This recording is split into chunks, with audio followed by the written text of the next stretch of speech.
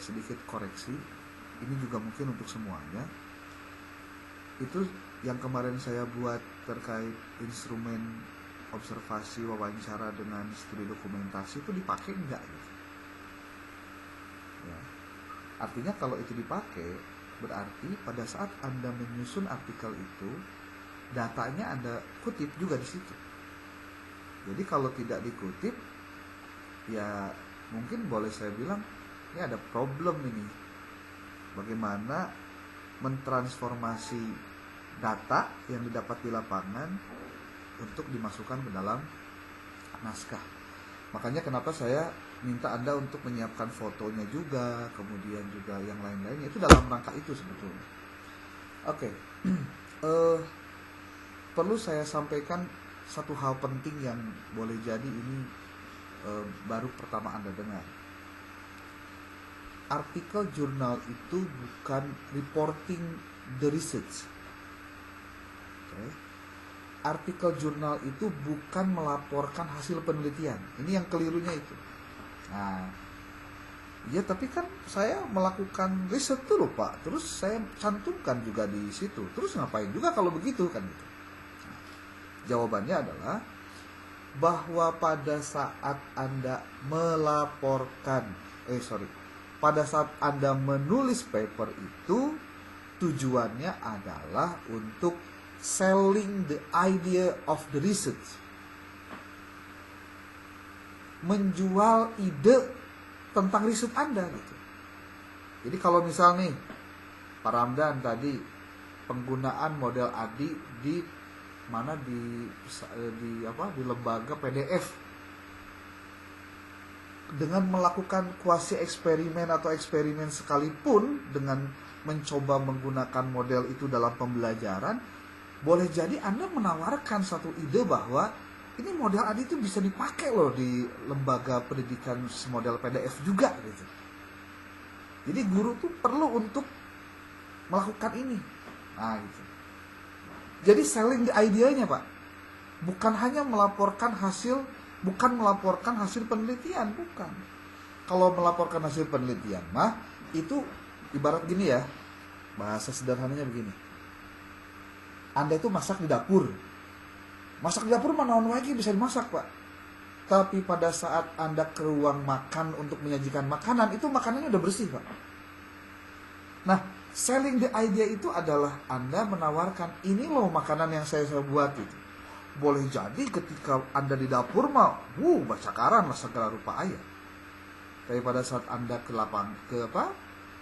ruang tamu untuk disajikan, Anda menyajikan bahwa ini loh tempe orek terbaik yang pernah ada di dunia. Kan bisa begitu Pak kalau ingin menjual. Gitu. Nah, jadi maksud saya tadi Pak Widi tentang ADI juga, terus sekarang Bu Yuliatul juga tentang ADI di di SD Krida Nusantara. Tadi itu kalau yang Pak Widi itu di Aliyah ya, di MA ya. Nah, maksud saya begini Pak. Apakah ketika tiap jenjang itu Anda terapkan ADI itu sebetulnya tepat nggak sih gitu? Anda tuh harus mengemukakan ide itu. Gitu. Model tadi Bu Hilyatul tuh membahas tentang menciptakan pembelajaran yang interaktif dengan model ADI itu. Nah ini kan tinggal dibahas aja pada materi apa model ADI di sekolah dasar itu tepat digunakan. Gitu. Itu harus ada penjelasan yang terperinci. Saya juga mau menampilkan hasil sebutnya tuh hasil tadi Anda ini Pak siapa ini? Pak Widi ya. Pak Widi itu masih besar Pak, 47%. Ini nanti saya download, saya kirim di grup ya. Ini masih besar 47 dan memang bisa dipastikan bahwa ini hampir tidak banyak dilakukan kegiatan parafrase Pak Widi ya. 47% itu besar banget Pak. Walaupun memang beberapa juga ditetapkan untuk diperbaiki. Nih, Kemudian untuk Bu Hilyatul, selama proses saya melakukan pemeriksaan di sini judulnya sudah cukup baik, Bu. Nah, ini juga untuk Pak Widi mungkin nanti untuk judul bisa ngikut ini ya, yang Bu Hilyatul. Di sini kan analisis efektivitas model ADI dalam perencanaan pembelajaran akidah akhlak DFA Adarusiatus Solihin. Ini sebetulnya tidak perlu dituliskan Adarus Solihinnya, Pak. Cukup saja di Madrasah Aliyah gitu.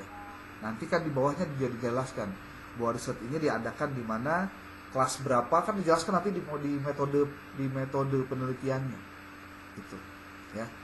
Kalau untuk Bu Hilyatul ini posisinya di 12%.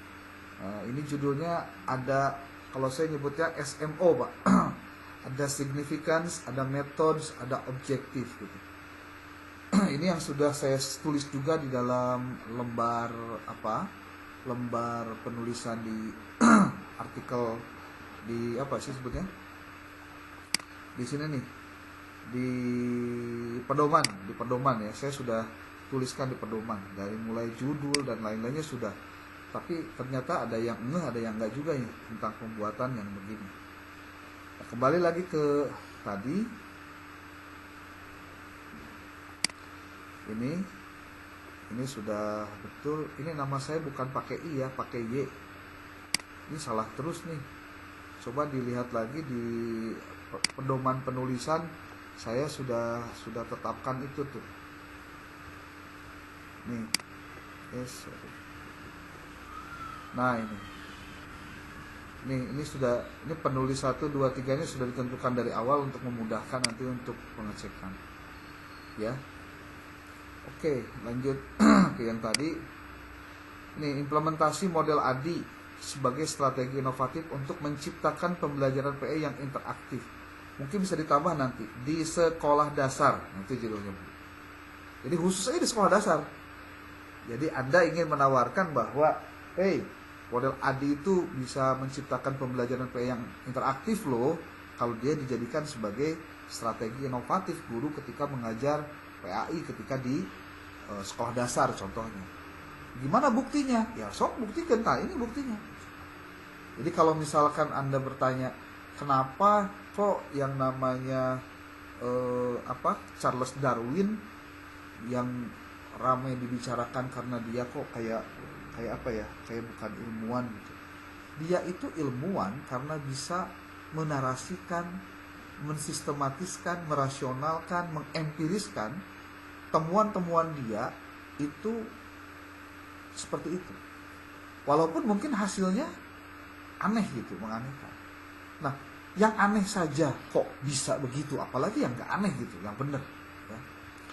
Nah, untuk yang Pak Ramdan, ini similarity-nya sudah cukup baik, itu di bawah 10%, totalnya sudah di 4%. Dihitungan similarity dengan Turnitin. Yang Bu Hilyatul juga saya melihat kenapa 12%, salah satunya adalah karena narasi yang disampaikan adalah narasi temuan penelitiannya langsung. Jadi di dalam discussion-nya itu jelas merunutkan aktivitas yang sifatnya apa yang dilakukan di lapangan. Artinya ini jadi sesuatu yang berbeda. Termasuk juga ini dengan Pak Ramdan. Ini untuk penulisnya disesuaikan saja, Pak. Kemudian ini saya mau nanya dulu nih, Pak Widi, ini masuknya mau ke jurnal apa ini, Pak? Hah? Jurnal of, tapi harus bahasa Inggris kayaknya Pak, kalau begitu nanti. Gampang kok, diterjemahkan aja ke bahasa Inggris, gampang kok. Nanti kalau sudah diterjemahkan oleh anak ke dalam bahasa Inggris, caranya gampang, caranya bisa nggak, Pak? Jangan pakai Google Scholar. Pakainya adalah pakai ini nih. Ini saya berikan ilustrasi ya. Mau nggak saya berikan contoh? Berapa? Tapi syaratnya Word-nya itu harus Word yang minimal 2019. Nah, karena 2016 juga ada sih. Coba lihat ini ya. Ini pertama saya copy dulu. Salah, harus copy di sini aja deh. Ini contoh ya. Contoh nih, saya copy. Masukkan ke Word, Pak. Word. Ini contoh Wordnya. Saya tadi yang baru ya.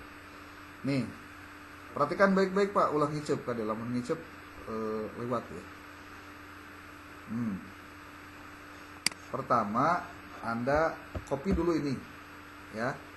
Nah, ini. Tapi saya sarankan sebelum Anda ngetik, pastikan nulis Andanya benar sesuai dengan ejaan yang disempurnakan. Ya. Oke, kalau sudah, ini yang biasanya saya lakukan nih dan ini efektif. Ini Anda blok, Anda masuk ke klik kanan lah, klik kanan. Di sini ada translate Pak, ada translate. Nah, nanti di translate itu ada translator di sini muncul.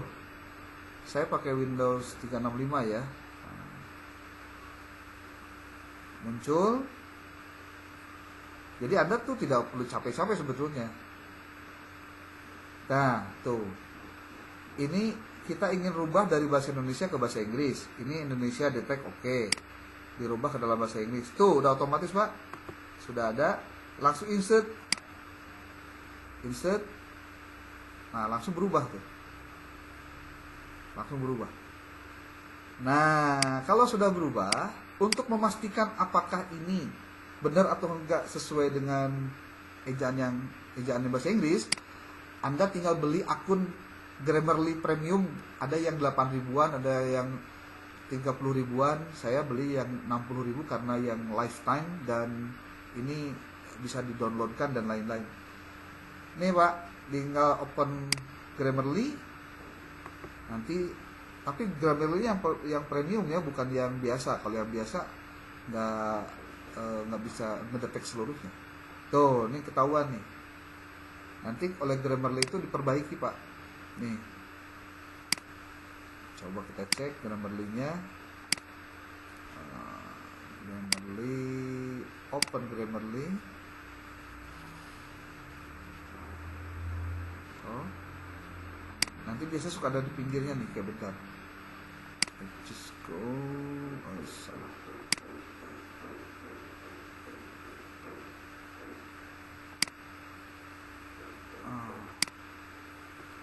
Ini pakai ngedetek plagiarism juga. Oh, ini correctness. Nah, ini nih. Ini kalau misalkan ingin diperbaiki, aneh kenapa ya, kok nggak bisa. Bentar, biasanya langsung ini muncul di pinggirnya Pak.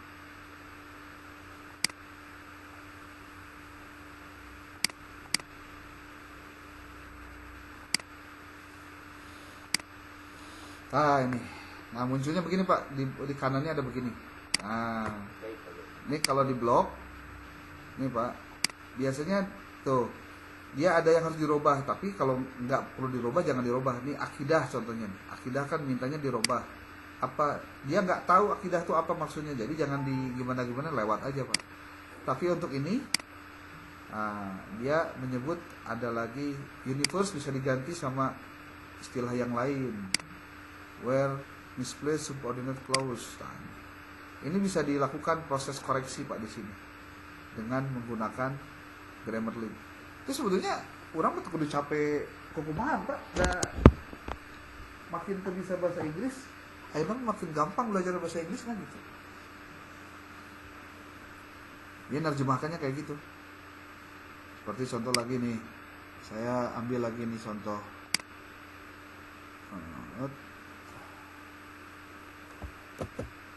Pindahin lagi.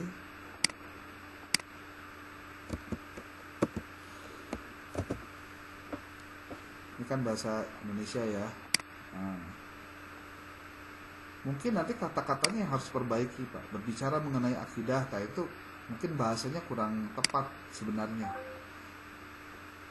Ini tinggal Anda klik kanan, masuk translate. Nanti dia translatornya di sini bakal mikir Pak, tapi harus online ya, harus online. Nah, ini bahasa Indonesianya sudah, ada bahasa Inggrisnya. Anda tinggal insert. Ini pasti di sini berubah lagi ke dalam bahasa Inggris. Lalu ketika di Grammarly, dicek lagi Pak di Grammarly itu. Nanti Grammarly akan mikirin, ini tulisan Anda tuh benar apa enggak gitu. Jadi itu otomatis bener oke. Nah, oh aya komaan kudu nama dis ini teh koma. Langsung aja. In preparing harusnya to prepare, diklik aja langsung tuh. SWT dia nggak ngerti namanya SWT gimana ya. Pokoknya SWT. Jadi tidak semua harus juga dirubah. Tuh sudah selesai Pak. Secara grammar ini sudah benar berarti gitu. Ya Pak Widi, jadi nggak ada yang susah Pak. Asal mau belajar. Baik Pak, nanti Pak Widi saya arahkan. Cobalah beli akun Grammarly buat inilah. Yang lifetime murah kok, di bawah 100.000 yang di Shopee, di mana tuh? Di Tokopedia gitu. Yang murah-murah tuh bisa dipakai. Apalagi kalau Anda mau masuk Sinta 2 contohnya pengen bahasa Inggris tapi gratis, itu pakai begitu aja, ditranslate aja begitu caranya. Bu Husna, data teman-teman untuk artikelnya mau masuk kemana saja sudah ada belum? Sudah Pak. Sudah? Coba dikirimkan ke saya di dalam bentuk Excel atau Word boleh. Nanti biar saya ngedetek dulu. Kalau ada yang sudah ngirim ngirim ke saya, kayaknya belum ada sih ya. Artinya revisi saja dulu kalau bisa. Dari awal sekarang langsung aja dikirim ke saya untuk lakukan revisi. Ya, begitu. Oke, Pak Widi, Bu Hilyatul dengan Pak Ramdan, terima kasih. Ini waktunya juga sudah habis. Ini kebanyakan di paparan ya, harusnya simpel-simpel aja paparan itu, diskusinya juga hal-hal yang langsung menohok. Cuma saya ingin garis bawahi dulu terakhir nih sebelum saya tutup. Pertama, saya tadi betul ya menyoroti tentang model ADI dalam pembelajaran PAI itu apakah ada kelemahannya atau tidak. Saya mencatat di sini ada 6 hal yang bisa menjadi kekurangan atau kemungkinan itu terjadi, Pak. Yang pertama, ketidaksesuaian dengan nilai dan prinsip agama. Nah, ini apakah ini nggak terdeteksi nggak oleh Anda, Pak? Yang kedua itu adalah yang pertama dulu deh, ketidaksesuaian dengan nilai dan prinsip agama itu maksudnya gimana? Model ADI itu mungkin kurang fleksibel untuk menanggapi nilai-nilai agama dan keunikan pengajaran PAI. Jika tidak diterapkan dengan cermat, ada resiko bahwa model ini dapat mengabaikan kebutuhan khusus pembelajaran pendidikan agama yang lebih menekankan pada nilai-nilai moral, etika, dan spiritualitas. Dan ini bisa kita buktikan, Pak. Gaya model pembelajaran itu kan mereka adalah kooperatif, Pak. Kooperatif itu sama berarti. Apa mereka itu harus sama semua? Iya, sesama siswa. Kalau dengan gurunya gimana? Ada hubungan nggak pembelajaran kooperatif dengan guru yang mengajarnya, Pak? Nah, ini kan hal-hal yang sensitif sekali, Pak. Sensitif sekali. Kemudian yang kedua itu adalah kurangnya penekanan pada pengalaman praktis. Ini pembelajaran PAI itu seringkali membutuhkan penekanan pada pengalaman praktis dan penerapan nilai-nilai agama dalam kehidupan sehari-hari. Nah, model ADI, terutama pada tahap desain dan pengembangan, mungkin kurang mempertimbangkan metode-metode yang mendorong pemahaman yang mendalam dan penerapan praktis ajaran agama. Ini satu kritik yang mungkin perlu dipertimbangkan apa iya gitu, Pak. Nah, itu juga oleh teman-teman yang mengkaji tentang itu juga perlu dikaji juga. Untuk menyebutkan kabeh halus, Pak, lamun tema memang ada yang jeleknya gitu, ada yang negatifnya. Ya. Kemudian yang ketiga itu keterbatasan dalam mengintegrasikan konteks budaya dan sosial. Ini saya pikir masih perlu bisa didiskusikan, Pak. Model ADI itu mungkin kurang mempertimbangkan konteks budaya dan sosial yang kuat dalam pembelajaran PAI.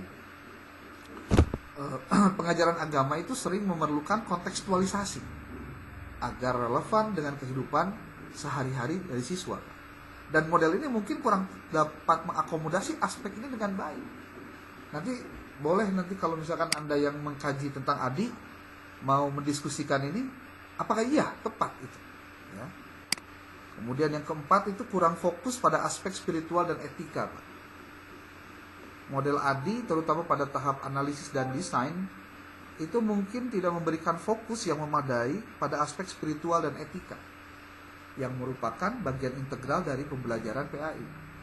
Pembelajaran agama memerlukan pendekatan yang mendalam untuk membentuk karakter dan moral siswa. Jadi maksud saya justru ketika Anda meneliti tentang desain sebuah desain, tugas salah satunya adalah bagaimana memastikan Anda bisa paham tentang apa yang harusnya dilakukan. Yang kelima itu adalah pemilihan metode pembelajaran yang kurang tepat. Ini bisa jadi masalah, Pak. Bahwa dalam pembelajaran PAI, terutama pada tahap implementasi, model ADI mungkin cenderung memilih model pembelajaran yang kurang sesuai dengan keunikan mata pelajaran agama. Misalnya model ini kurang mendukung metode pembelajaran yang lebih interaktif dan diskursif. Dan yang terakhir, keterbatasan responsif terhadap perubahan yang cepat. Model ADI ini dapat cenderung kurang responsif terhadap perubahan yang cepat dalam kebutuhan dan dinamika pembelajaran PAI. Pembelajaran agama dapat memerlukan penyesuaian dengan cepat untuk merespon peristiwa itu atau tantangan baru yang muncul. Nah, saya pikir hal-hal inilah yang bisa dipertimbangkan untuk Anda mengkritisi tentang model ADI, sehingga Anda juga tidak ibaratnya 100% meleng gitu semuanya itu diterima. Bahwa ada hal-hal yang memang perlu dikritisi sehingga semuanya bisa seimbang dalam pembelajarannya. Saya pikir demikian, Bapak Ibu semua. Terima kasih atas waktunya. Billahi taufiq wal hidayah. Assalamualaikum warahmatullahi wabarakatuh.